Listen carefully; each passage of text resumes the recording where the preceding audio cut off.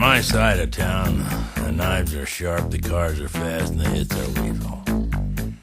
I was standing on the street corner studying the scab on a busted knuckle when I heard high heels clicking along the sidewalk. As I raised my head, my eyes traveled up a pair of legs I thought were going to the moon. But they stopped traveling when I got to her face. The kind of face that turns the rest of the landscape into a backdrop. When she walked by me, I wanted to say something, but when I looked into my mind, it was as empty as a blimp hangar. So I just watched her walk away, which put a severe strain on the amount of saliva that was being pumped into my mouth. 3 guys came out of the cafe. The one with a toothpick stood in her way. The other 2 circled her. They talked dirty. She got scared. She tried to move. One of them grabbed her dress. Another grabbed her hair. I intervened. The guy with the toothpick swallowed it, along with 6 of his teeth. The guy who grabbed her hair lost an eye and 3 ribs. I don't want to talk about the last guy. She bawled me out for 10 minutes about my testosterone level and being prone to violent behavior and left. I felt a twinge and looked down to see I'd opened the scab on my busted knuckle. I saw her a year later in Washington, D.C. I just stepped out of a bar and was checking to see that my jaw wasn't broken from the activities within when I saw her stop at a red light in a Mercedes. Suddenly someone rear-ended her. And don't ask me for any more comment than that. When she got out to check the damage, 4 senator types got out of the limo and started talking dirty to her. You know the way these government types do, trying to outdo each other at the expense of someone who won't protest. But when they started putting their hands on her, I intervened. I hit one guy so hard his teeth fell out like candy out of a piñata.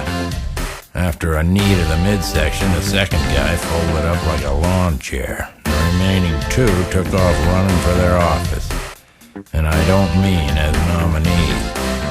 I mean as bunny rabbits with a yellow stripe down their backs.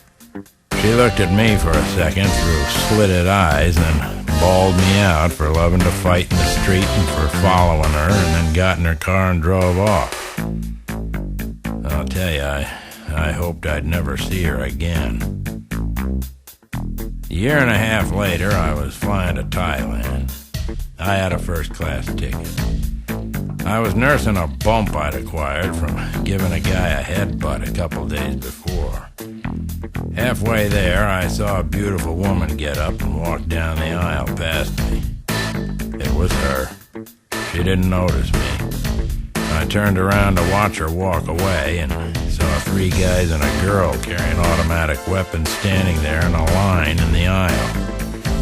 They started screaming about freedom for the masses and we're doing this for our people, and then something about a spotted owl. I'd heard about terrorists, but I'd never seen them before. Mostly I think they're bored people who need a hobby, model airplanes or something. I was just going to tell them that when one of them shoved the girl down onto the lap of a fat vegetarian with the barrel of his AK-47. That did it. I intervened. I hit the first guy between the eyes with an elbow. Snapped his head back so far he bonked the guy behind him, who bonked the guy behind him, and so on down the line. Sounded like coconuts. They were out cold, or dead, I didn't care. But I walked across their faces just to make sure. I was steamed. When we landed, she was all over me for hurting some poor people who were upset because of unfortunate conditions they had no control over. She insisted I never follow her again, which was fine with me. Then she disappeared off the plane. I had a good time in Thailand. A few weeks later, I got on a plane for Tibet. We taxied out to the runway when the pilot came over the loudspeaker saying we had to return to the terminal for a moment. The door opened, and she got on and walked into first class. As we took off, I reached in my pocket and slipped on my brass knuckles and looked out the window and waited for the trouble to develop.